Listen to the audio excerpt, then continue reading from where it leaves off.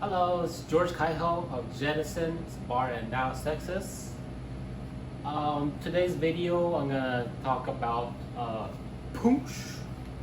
I said punch, punch. Go ahead, punch. This was sticky a little bit. All right, punch is the first cocktail, or on the video I talked about cocktails. There was punch first, and then there were fizzes and slings and other stuff, and then cocktail, what we know today as cocktail, came in being. So everything goes back to the punch, and it was created right around the 1600s. Right. So on the last video, I talked about the age of discovery, where the Portuguese discovered a way to get to India because they wanted to dominate the spice trade, right? These guys, clove and nutmeg, cinnamon, all that good stuff. And then also talked about the power shift that happened. So first it was the Portuguese, and then it became the Spanish, and then it became the Dutch, and then it became the Brits. So like there was a power shift. The biggest power shift was happened here. First it was the Portuguese and Spain, which on my rum video I will explain more about the new world, like the Americas, the North and South America, and the Caribbeans.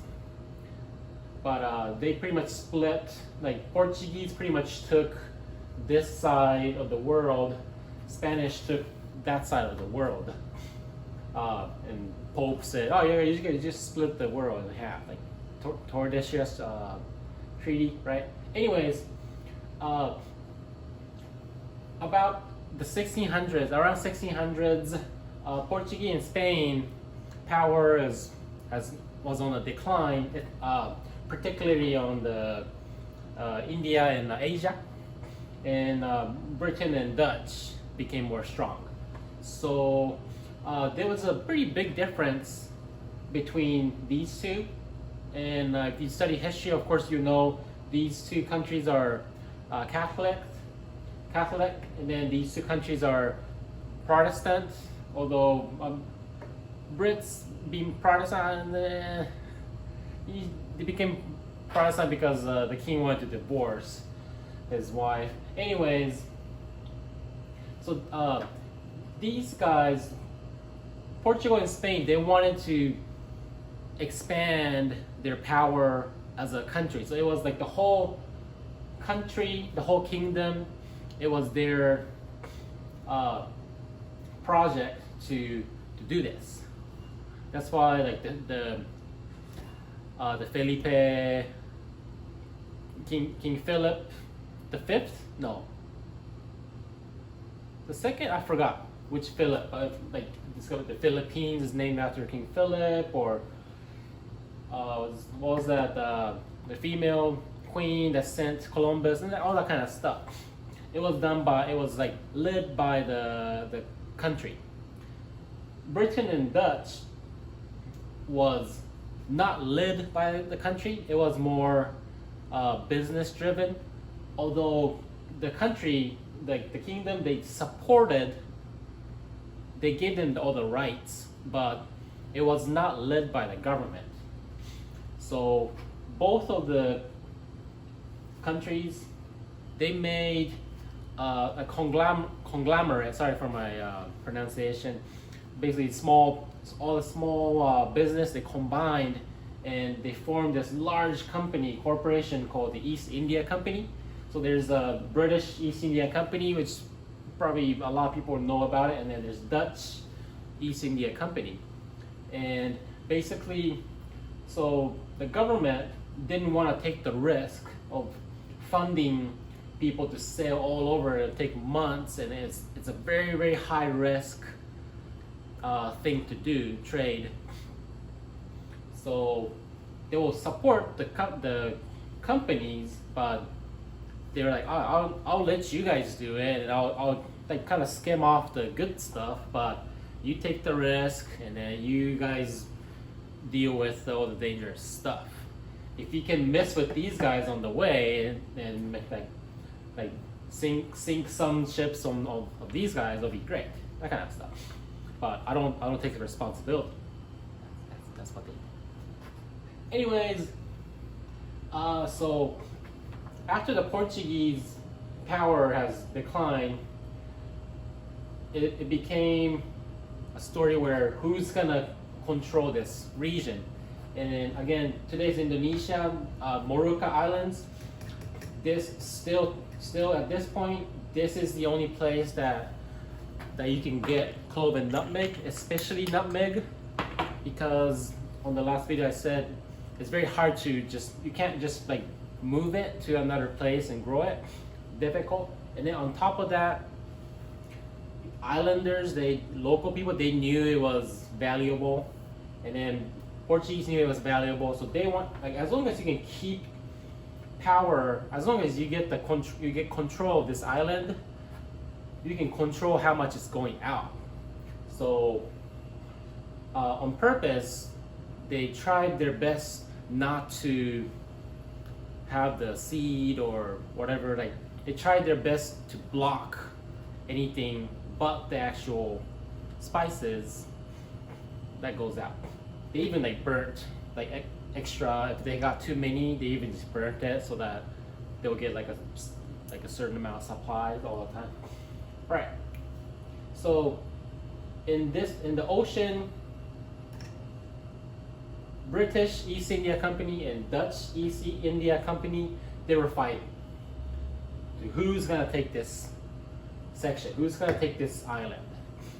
And pretty interesting. So they were not the government, they were not a country, but they had the latest like big ships that you can do cross country, cross continent. They had the biggest guns, the newest guns, the cannons. They got all the latest ammunition, or latest like guns, basically latest ammo, and they were fighting against each other at like middle of nowhere. Like it's really hard to do like a comparison, but it's like Google and Apple, they both built an AI-driven drone, and they're fighting at the moon or something. Say there's found something valuable resource in the moon, so they sent their drones to go get there, and they're like fighting each other, something like that. Pretty bizarre. So on who's gonna control this island comes to an end on 1623, I think 1623. It's called the Amboyna massacre. Really big event. If you study history, it comes in it. Like you learn it all the time. On that year, Dutch had this island, and then like Brits were there too. And interesting story. I'm Japanese, right? So 1600, like exact, was a year where the wartime pretty much finished, and then after the 1600s, it becomes the Edo period, which is like the really safe, like no war happened. But up to like this year, Japan was of the wartime, all the like the samurai and like all the battles and all that kind of stuff, like that people imagine, samurai, the armor and battle. It was this time, and then at 1600 it finished. It was like the peak, and after that it will start to like the war will start to like settle down. So there were a lot of Japanese mercenaries, because there was no more war in Japan happening. Japan became peace, so Japan's right here. They spread out to other countries and became mercenaries. So they get paid for a guardian to guard European ships, like Dutch ship or Britain's ship. They became a a guardian, or basically they got hired to fight to whoever they wanted to fight. And a Japanese mercenary got caught by the Dutch, and then they got a leak that Britain, these guys were trying to like do a revolt and then overthrown like the Dutch power in this island. And so that's why Dutch, okay, catch all the British settlers here, and then they tortured them and then they killed them all. Basically, it was a very bad incident happened here. And why I'm talking about this is because after this incident, like it happened, it was like almost like a war, right? But it was between the East India Company people. It wasn't between the government. Government didn't control this. So like, hey, like the Britain was like, hey, like that's like too much. Like let's like, you know, like spices good and all, but it's like there's other things that we can buy and sell. So like let's just like kind of back off. These guys are too dangerous, crazy. So that's why this incident led to the split of Britain doing spending more focus on India, or in this time it was called the Mughal Empire, and then Dutch kept the control in the Indonesia. And as most of us know, like Dutch kept Indonesia till end of World War II. Britain kept India till end of World War II, until they both lost the battle to Japanese, and then they retreat, and then each countries they claim their independence. Right. All right. So I talked about history, but never talked about the punch.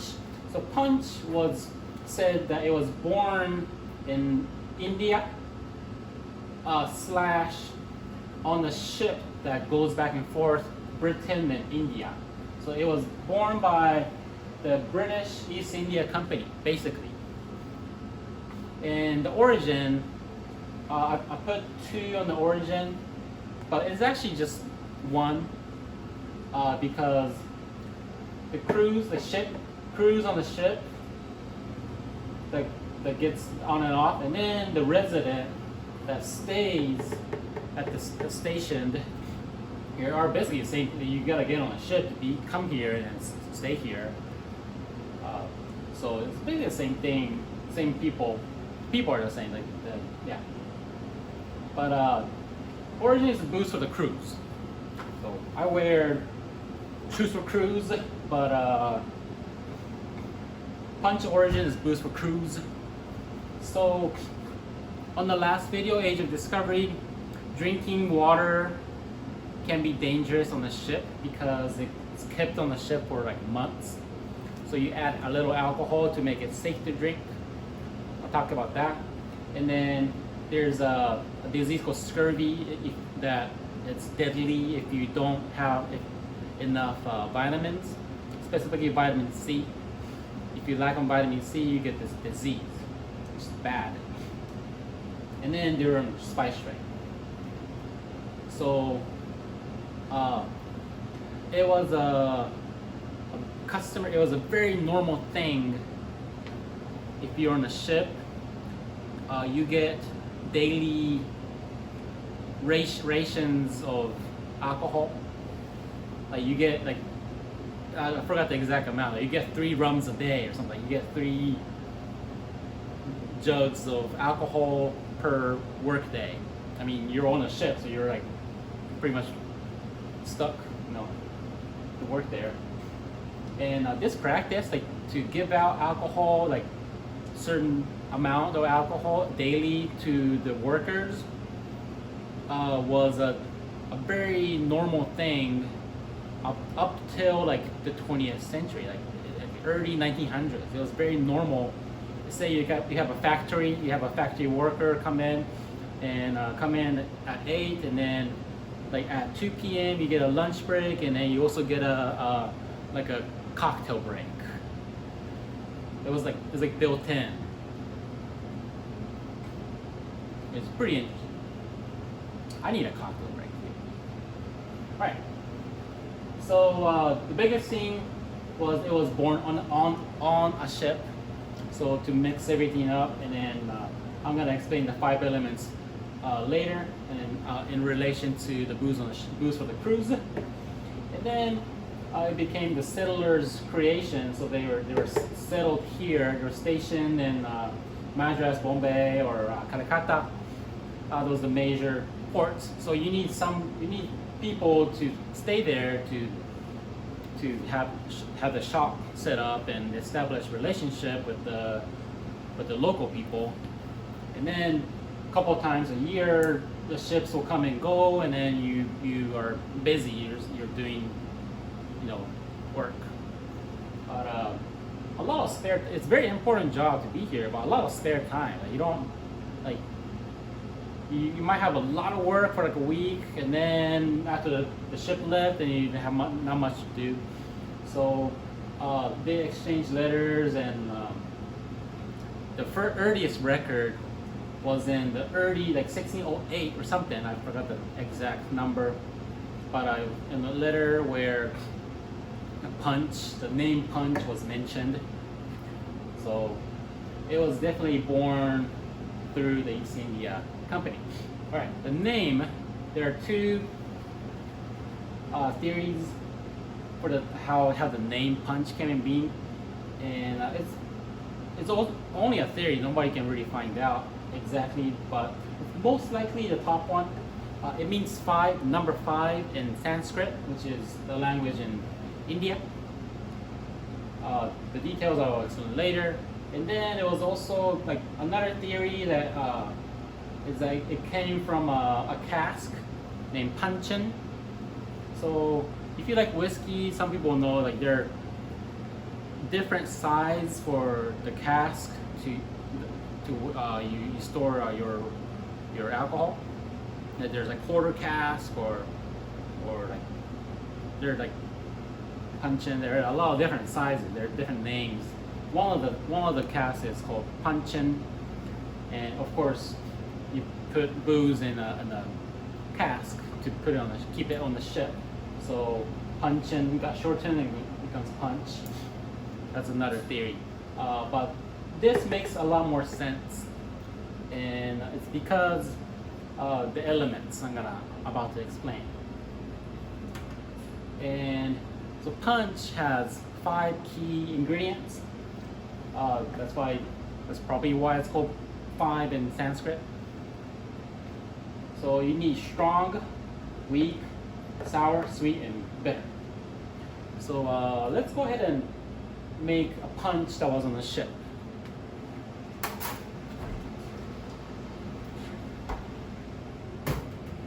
Alright. You get a rocks glass. Rocks glass was invented on the ship, so it won't tip over. Right? When the boat rocks ship. So you're gonna put strong. I don't have arak with me, so I'm gonna use Smith & Cross Jamaican rum, which was probably not around this time, but it really tastes good, so do that. The strong is the alcohol, and weak is water or tea or ice or that kind of stuff. So this is a water. It's a rainwater that was kept in a ship for 2 months. Suppose that? No, it's a reverse osmosis water from our coffee shop. And dilute it. I'm a semi-alcoholic person, so I'm not gonna dilute too much. All right. So this you can drink. It's watered down rum. It's good. All right.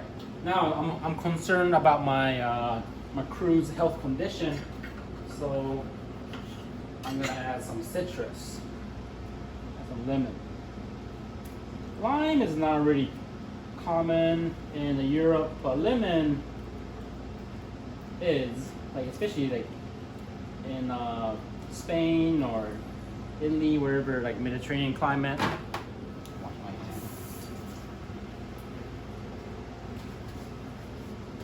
Citrus also I'm pretty sure originally came from Asia, and then like lime is a version of a lemon. That's why in Spanish lime and lemon is the same.